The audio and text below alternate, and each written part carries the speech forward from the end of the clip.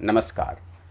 आखिर 14 सितंबर बलिदान दिवस कश्मीरी हिंदुओं का, ये क्या है?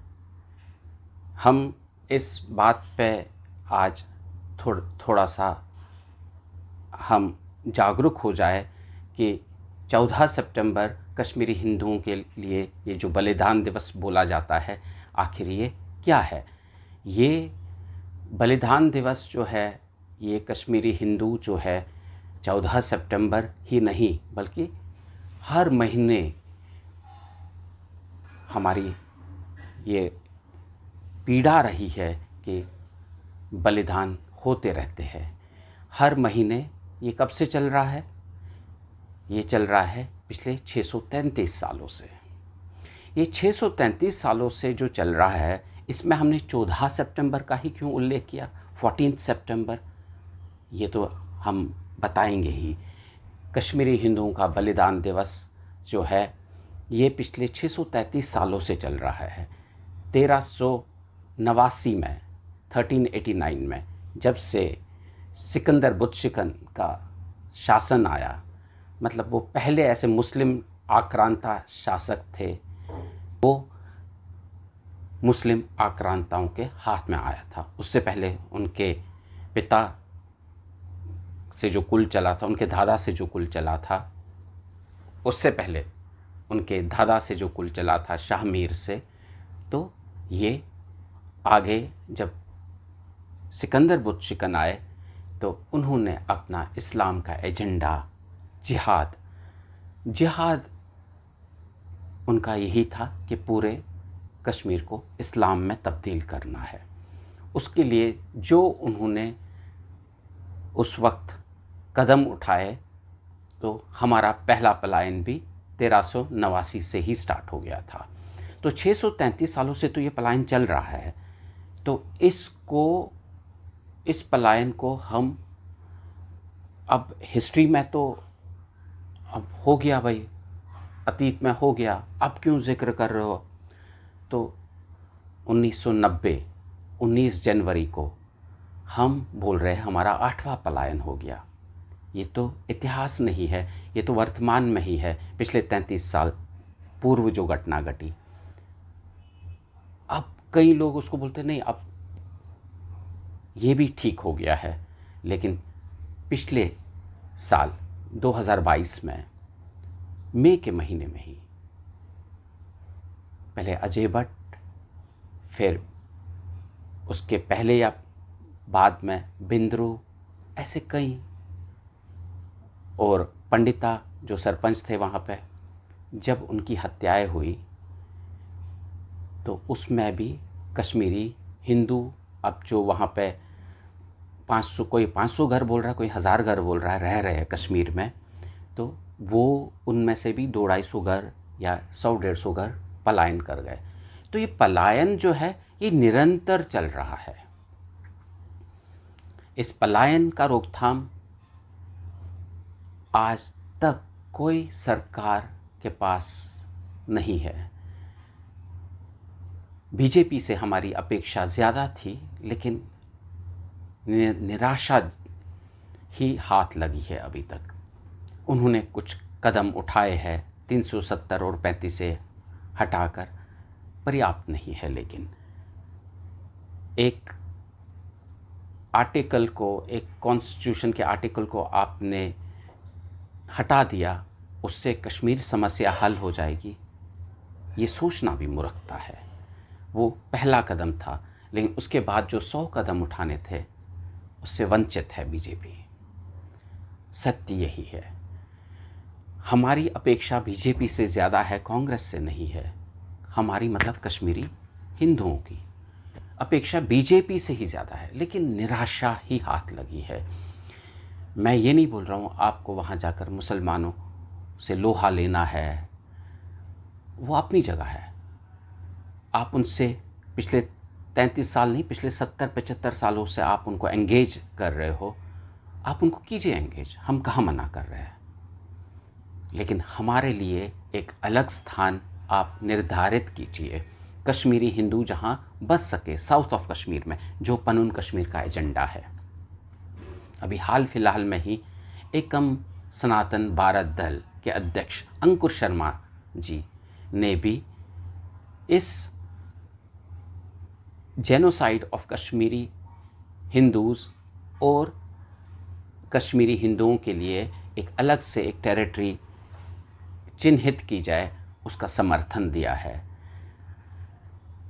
ऐसे ही बाकी लोगों से भी अपेक्षा है हमारी, दलगत से ऊपर उठकर, चाहे वो कांग्रेसी हो, चाहे वो बीजेपी वाले हो, चाहे वो समाजवादी हो, चाहे वो आरजेडी वाले हो, कोई भी हो, चाहे वो ममता के पार्टी के हो, वो कश्मीरी हिंदुओं के बिल का समर्थन करे। हमें अपनी टेरिटरी, जो कश्मीरी हिंदुओं के अलग स्थान, हम पड़ोसी बन के रहेंगे मुसलमानों के, वो सत्य है, लेकिन इमीडिएट पड़ोसी नहीं, क्योंकि अभी वो माहौल अगले 50 साल में भी नहीं होगा। आपको कश्मीरी मुस्लिमों के साथ में अलग से बात करनी पड़ेगी। हम उनके साथ कोई बैर नहीं रखेंगे, कोई ऐसा ये नहीं है कि वहाँ पे कोई हम उनसे युद्ध लड़ने जा रहे हैं। वो अपना संघर्ष जो उनका है वो चला ले, हमें हमारी भूमि आवंटित की जाए, और उसमें अगर आप देश हमारे साथ में होगा, कश्मीरी मुस्लिम हमें हमेशा साथ देगा, क्योंकि बहुत सारे कश्मीरी मुस्लिम, मेजॉरिटी हमें साथ देंगे। वो चाहते हैं कश्मीरी हिंदू वापस आ जाए, लेकिन वो भी लाचार है। उनको भी पता है कि अगर पड़ोस में आते हैं तो वो सुरक्षा नहीं दे सकते हमें, उनको भी पता है कौन सी एजेंसी कब किसका टारगेट कर ले, किसी को पता नहीं है। क्या बट का ऑफिस में टारगेट नहीं किया, उनको गोली नहीं मारी, ये भी सत्य है। इसलिए हमारी जो दरख्वास्त है या निवेदन है भारत सरकार से, आप कश्मीरी हिंदुओं को एंगेज कीजिए डायलॉग के लिए। पनून कश्मीर एक सही फोरम है जिससे भारत सरकार डायलॉग कर सकती है, और हमें एक टेरिटरी चिन्हित करके दीजिए, और जेनोसाइड ऑफ कश्मीरी हिंदूज़ को आप रिकॉग्नाइज़ कीजिए। क्योंकि हमारी जो जनरेशन है ये आखिरी जनरेशन है जो कश्मीरी हिंदू या कश्मीरी कल्चर एंड सिविलाइजेशन को निभा रही है। हमारे जो फ्यूचर जनरेशन है वो भारत के अन्य भागों में बॉर्न हुए हैं, और वहाँ की कल्चर, वहाँ की सभ्यता भी उनमें आ गई है। मैं उसके खिलाफ़ नहीं हूँ, हम उसके समर्थन में है, लेकिन हमारा जो बेसिक आइडेंटिटी है वो कहीं ना कहीं डाइल्यूट हुए जा रहा है। और फिर आप जानते ही हो, जो आने वाली उनकी जनरेशन होगी वो कश्मीर से कोसों दूर होंगे। वो मैं बोल रहा हूँ, हमारी जो कम्युनिटी है it is near to the extinction.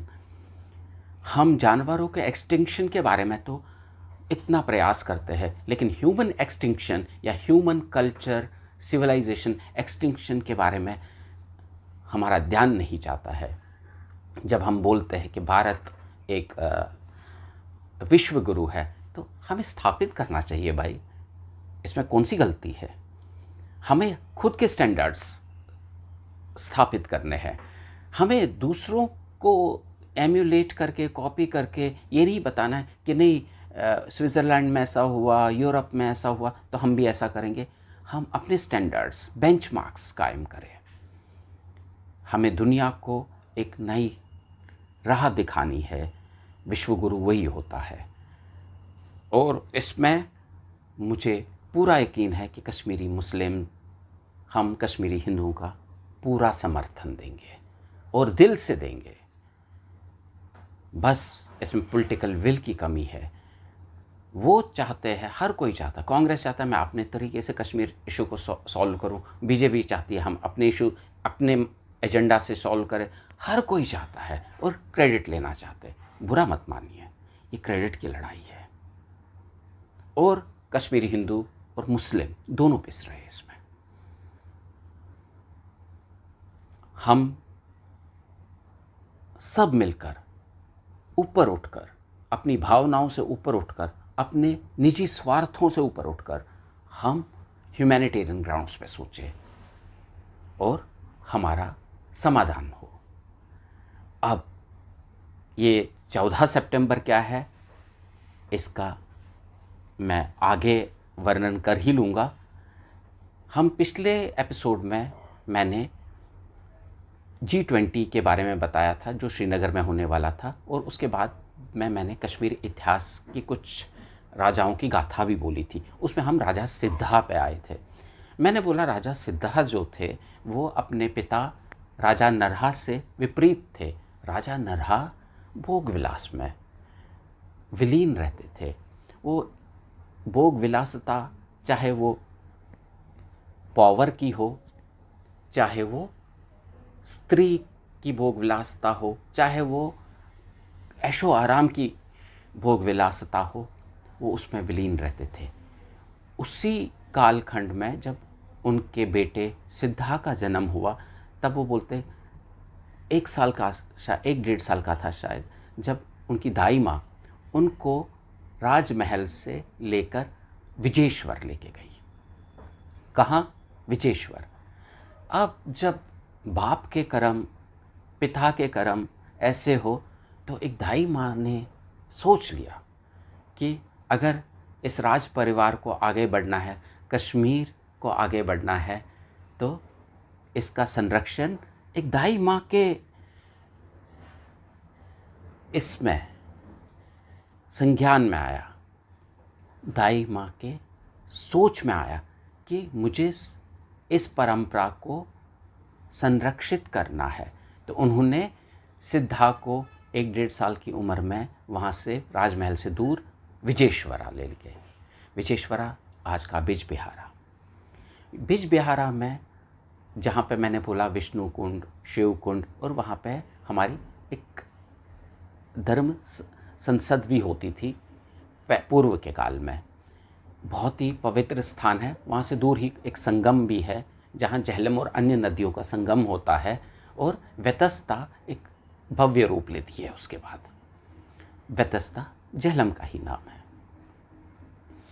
तो वहाँ उनका पालन पोषण करते हैं, और नरहा के मृत्यु के पश्चात जब सिद्धा आते हैं वो अपने पिता से विपरीत होते हैं और वो जन कल्याण के लिए ही सोचते हैं और बहुत प्रगतिशील होते हैं।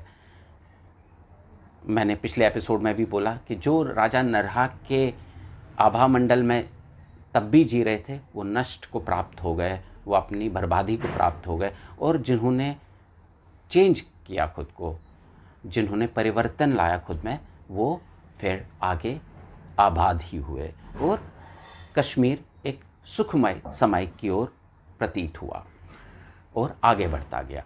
और इसके बाद उनके पुत्र सिद्धा के बाद उनके पुत्र उत्पलाक्ष आ गए, जिनको कमल नायन भी कहते थे। कमल नायन, लोटस आइड किंग, कमल नायन राजा, राजा कमल नायन भी कहते थे।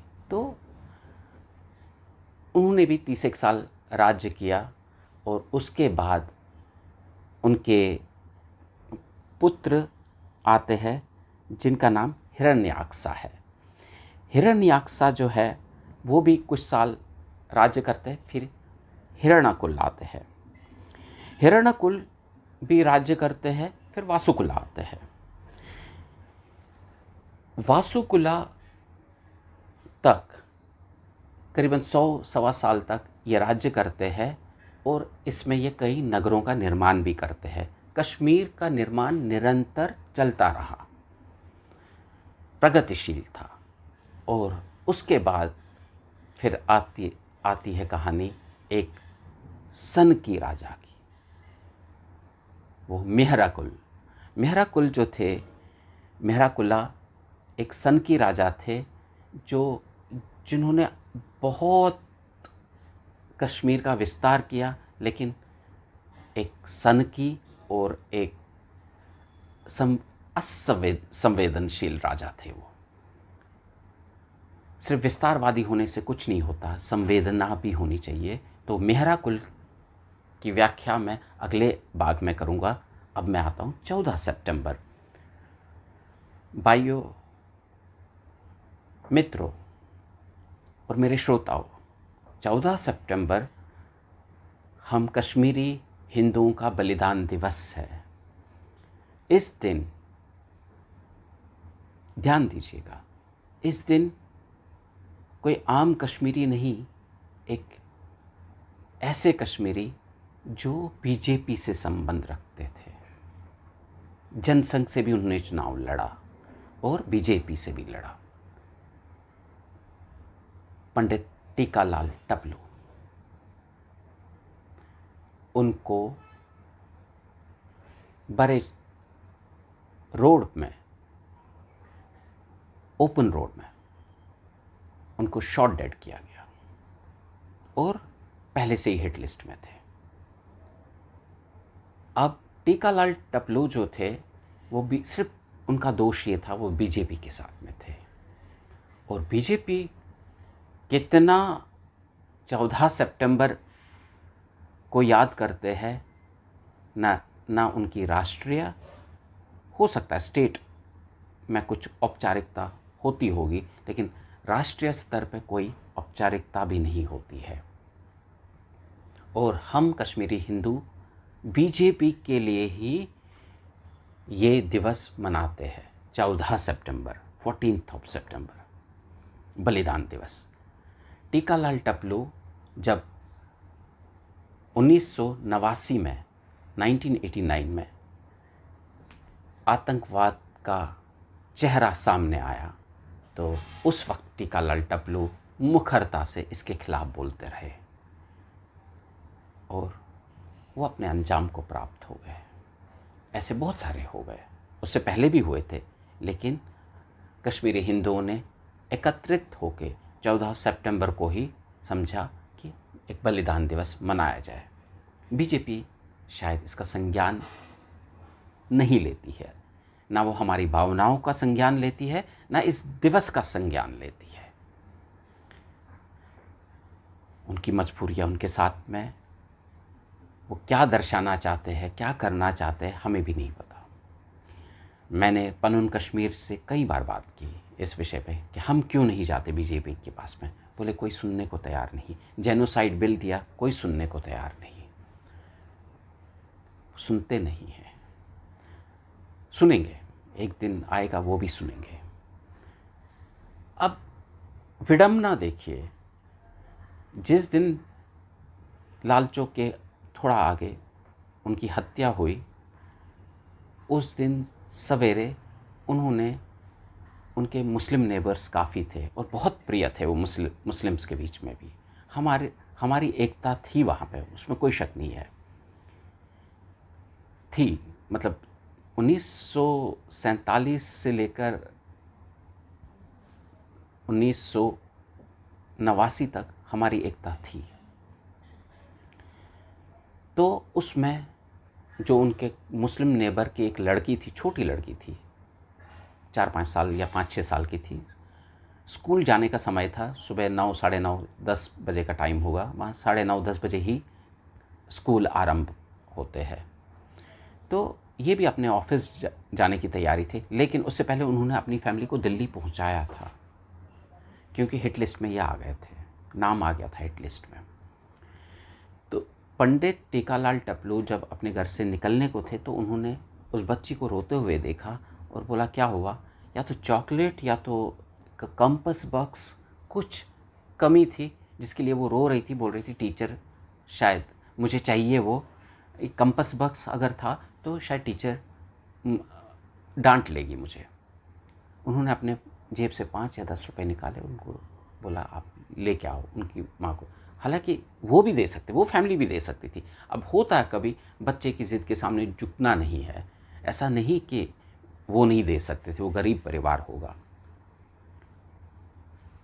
वो निकल गए वहाँ से और किसी दोस्त के साथ में कार राइड ले ली और उन्होंने उनको एक जगह पे ड्रॉप किया। जबकि वो सुनने में आया है, तो वो बोल रहे थे मैं आपको अदालत तक ड्रॉप करूँगा। बोले नहीं, मैं यहाँ से चला जाऊँगा आगे।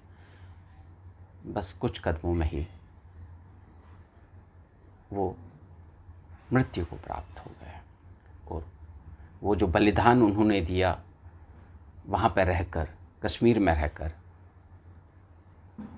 बहादुर की तरह वो डटे रहे और उनकी इस बोल्डनेस के लिए हमारा कोटि कोटि प्रणाम, शत शत नमन। और इसीलिए 14 सितंबर को हम हिंदू कश्मीरी बलिदान दिवस मनाते हैं। और हमारी अब यही अपेक्षा है कि पंडित टीकालाल टपलो जैसे अन्य जिन्होंने बलिदान दिया है, अभी तक सरकारी आंकड़ों में तो 400, 200 या 300 है, आंकड़े 3-4 हज़ार के हैं, 5,000 भी हो सकते हैं। 1990 से लेकर 89 से लेकर अभी तक। लेकिन उससे पहले लाखों हिंदुओं ने अपना बलिदान दिया है। मैंने बोला 1389 से लेकर अभी तक 2023 तक, हम सितंबर 2023 में बैठे हैं, अभी तक ये सिलसिला चल रहा है। कितने बलिदान और देंगे, कितने बलिदान और मांगोगे ताकि हमें एक स्थान मिल जाए, कश्मीर मूल निवासियों को एक छोटा सा स्थान मिल जाए साउथ ऑफ कश्मीर में। बस यही प्रार्थना के साथ आज का एपिसोड यहाँ पे ख़त्म करता हूँ। मिलता हूँ अगले एपिसोड में, तब तक के लिए नमस्कार।